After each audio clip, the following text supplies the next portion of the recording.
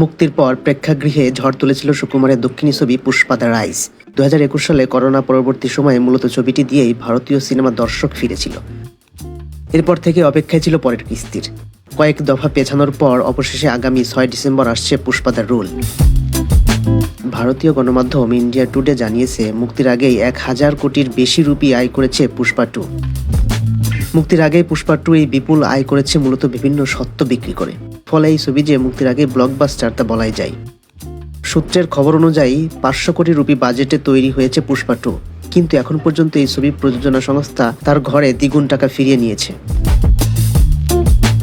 একটি সমীক্ষায় দাবি করা হয়েছে, প্রেক্ষাগৃহে বিভিন্ন ভাষায় পুষ্পা 2 প্রদর্শনের সত্ত্ব নির্মাতারা 660 কোটি রুপিতে বিক্রি করেছেন।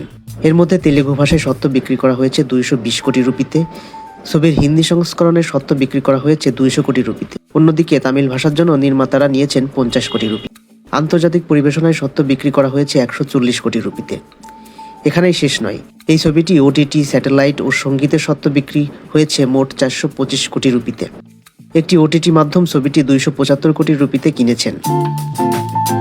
ছবির সঙ্গীত ও স্যাটেলাইট সত্ত্ব বিক্রি করা হয়েছে যথাক্রমে 65 এবং 85 কোটি রুপিতে।